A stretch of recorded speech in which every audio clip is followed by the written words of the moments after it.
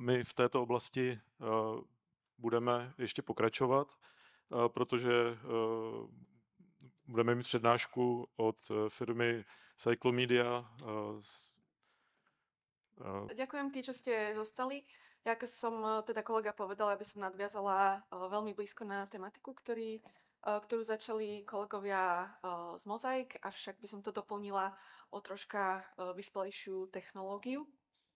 Ešte raz, Cyclomedia, ja som Dominika Doláková, priniesla som svojho kolegu z Holandska, Maxa Klabersa, ktorý neskôr v rámci prezentácie ukáže aj živú ukážku našich produktov alebo našich riešení v Experience Buildery. Takže niečo o Cyclomedii. Sme holandská firma,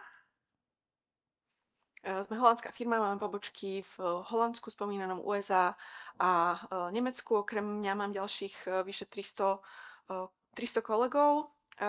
Vlastne naše riešenie spočíva v tom, že máme okolo nejaký pool 100 aut v rámci Európy a USA. Neskôr si samozrejme povieme niečo o technológii a sme v podstate lídrom na trhu mapovania. Riešenia Cyclomedie vznikajú v takých 3 krokoch. Čiže s tými autami, na ktorých máme kamery, vlastne pustíme ich do miest a s tými kamerami vlastne zaznamenávame tie panoramatické snímky. Tie dáta musia byť niekde zobrazené, na to slúži naša aplikácia StreetSmart, kde sú všetky dáta zhromažďované. A potom moja obľúbená časť, tzv. Data Insights, to je v podstate analytika na tie panoramatické snímky, z ktorých vieme detekovať v podstate prakticky všetky objekty, ktoré viete nájsť na tých panoramatických snímkach. Ak som spomínala niečo o technológii, asi by som začala Českou republikou. V rámci Českej republiky máme vlastne pokrytý celý trh, pretože sme to posledné 3 roky proaktívne mapovali. Začali sme v roku 2021 na západe krajiny, 2022 sú snímky, respektíve dáta z stredných Čiech, čiže zo stredu, a v roku 2023 sme dokončili východnú časť krajiny. Čiže viete si to aj nejak historicky porovnať tieto dáta v rámci projektu.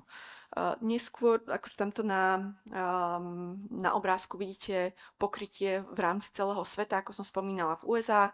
Máme už nejaké existujúce dáta a v rámci Európy sme na trhoch Španielsko, Taliansko, Benelux, samozrejme, keďže sme holandská firma, UK a ďalšie, a nordické krajiny, aby som spomenula. Veľmi v krátkosti o našej technológii. Ako som spomínala, máme tých 5 kamier.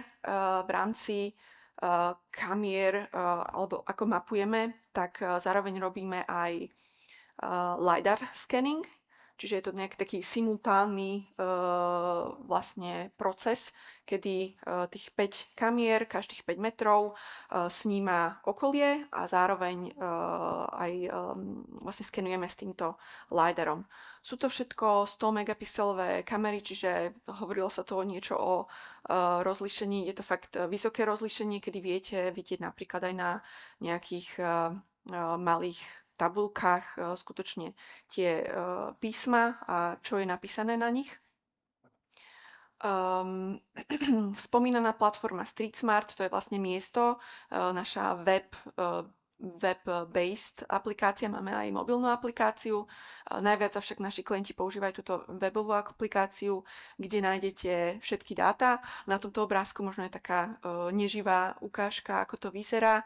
Na jednej strane máte vlastne buď letecké snímky alebo mapu a na pravej strane sú vlastne tie panoramatické snímky vo vysokom rozlíšení. Čo viete robiť v rámci StreetSmartu? Je tam niekoľko možností, lebo nie sú to len fotky na prezeranie. Možno ešte dôležitý fakt spomenúť, že presne tieto panoramatické fotky nájdete aj na mapách.cz, pretože je to náš ako dlhoročný partner. Avšak ako náš klient máte k tým panoramatickým snímkam aj niekoľko niekoľko funkcií. Jednou z takých veľmi využívaných je funkcia merania, čiže viete si odmerať výšku stĺpu, výšku chodníka, aká tam je napríklad výška obrubníku. Dokonca v rámci toho merania viete odmerať sklon nejakých objektov, ktoré sa dá využiť vo viacerých prípadoch použitia. Viete tam implementovať vlastné dáta, čiže ak vy máte už existujúce dáta napríklad o všetkých značkách alebo o všetkých zastávkach autobusu, tak ich viete vlastne implementovať do tohto prehliadača a budete to mať tam zobrazené. Dobre je spomenúť, že vlastne nemusíte to používať v našej aplikácii, ale ak máte nejakú internú aplikáciu, či už v meste alebo vo firme, viete to cez naše API vlastne zobrazovať ako na nejakom externom widgete. Zobrazí sa tam v podstate to isté. Budete tam mať panoramatickú snímku so všetkými funkciami. Spomenutá integrácia, tak ako kolegovia predošli, sú partnerom, aj my sme partnerom Esri a teda viete si to prehliadať, viete si to pozerať v Esri aj v ďalších nejakých GIS-ových softvéroch. Teraz by som poprosila Maxa, aby vlastne ukázal živú ukážku na meste Praha. My sme tam robili tie data insights, čiže sme detekovali v podstate asi 15 objektov, zahrnujú to značky, značenie na ceste, lampy. V podstate, ako som spomínala, všetko, čo vidíte na tých na tých panoramatických snímkach, vieme detekovať. No a to vám teraz vlastne kolega ukáže. Thank you very much, Dominika. Yes, great, thank you. So now we'll show you some of our products, our main products, and what Cyclomedia has to offer. So what Dominika just told you, our main product is StreetSmart, and that's the online program where we display all our panorama images which are visible in here. So you have a online viewer which contains of a map view, which can have the satellite imagery or OpenStreetMap, and next to it you have all the different viewing locations which can be opened in 360 degrees, which have a 100 megapixel quality, so it's very easy to spot all sorts of details which you want, and of course all the people and recognizable features of persons are blurred out. In this image you can walk around and see whatever you need to see, but what Dominika also told us is that besides the cameras we also have a LiDAR scanner, and that creates a 3D mesh of the whole environment, which makes all sorts of measurements possible to retrieve all such a source of information from it. So for example, if I want to measure the width of the road where I'm standing here, I can just create a diagonal map. Oh, it's snapping to the polygon. One moment.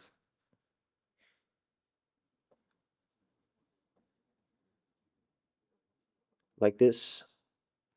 And I can click on the other side of the road, and I can see that the road is a bit more than 3 meters wide.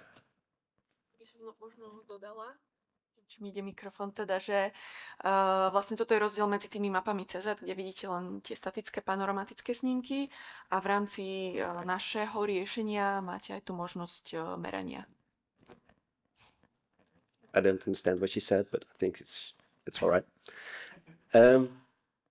Yeah, besides all those different sorts of measurements, it's also possible to create like a cross section of the road. So I can click on this side of the road, for example, to here, and then it will load the cross section of the street. So for example, if I want to know how high is the curb, I can do a calculation on that, and I can see that the curb on this side is 11 centimeters high. It's also possible to go back in time So if I want to see, for example, here for 2022, I can open them next to each other, link them together, and see what are the changes between the years. And that can be really helpful, for example, if you have a project somewhere of maintenance, and they can see what has been changed before and after. And you can do that for 4 different years as well, so you can have a large comparison as well. Then another thing which we have is you might have already saw all these signs and also these road lines. These are all objects derived from our imagery using artificial intelligence. And based on the requirements of the clients, we can derive all sorts of things which are visible within the cyclorama. So you can see all sorts of things here. And sorry, Max, to interrupt. I would just možno by som ešte pridala informáciu, že ako vidíte, tie objekty sú detekované s nejakou značkou. My sme to robili v rámci pilotu, čiže vy, ak chcete mať detekované tie značky, tak tá červená, čo to je, červený obdĺžník alebo štvorec, bude vlastne v shape tej značky. Čiže ak tam je prechod prechodcov, tak tam nebude tento červený krúžok alebo obdĺžník, alebo je tam normálne značka prechodu prechodcov. Čiže budete to mať prehľadnejšie zobrazené. Sorry. No problem. So yeah, we offer all sorts of data insights. And now I'm also going to show some integrations which we do with Esri products, because of course we are at an Esri conference. One of the first things which I show here is the ArcGIS Pro, just a project with some vector data in it, also derived with our DI systems. And within this project, we have a StreetSmart plugin, which enables to show all the capturing locations as well, and open them within the project.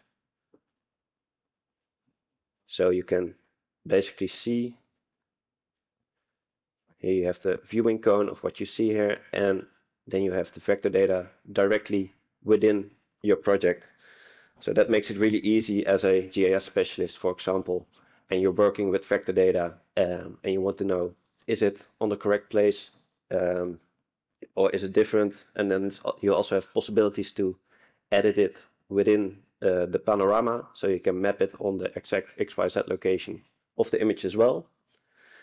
So that makes the cooperation with the real world and your GIS project fairly easy. And of course, since a while now, we have the Experience Builder from the Esri Online products. We also have a add-in or a widget, custom widget, the StreetSmart Experience Builder, which makes it possible to integrate our StreetSmart plugin with the Experience Builder itself. And as you see here, this is just an online project where you can see our online imagery, and you can do all sorts of measurements. For example, if you want to measure the surface of this advert, then you can measure it as well. So you have almost all the same functionalities as on the online StreetSmart application, but then within your Experience Builder itself. You can also download it and all do sorts of analysis with it. That's basically all I want to show you from our integration part. Are there perhaps any questions or requests that I can show to you? Prosím, pýtajte sa.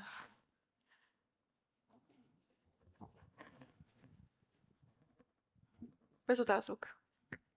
Ešte by som možno povedala, že je k dispozícii free demo tejto aplikácie, čiže kľudne sa zastavte u nás na stánku. Potrebujeme vlastne iba váš e-mail a vy obratom dostanete login informácie do účtu a budete si môcť v kľude vlastne všetko, pre všetky funkcionality u seba doma.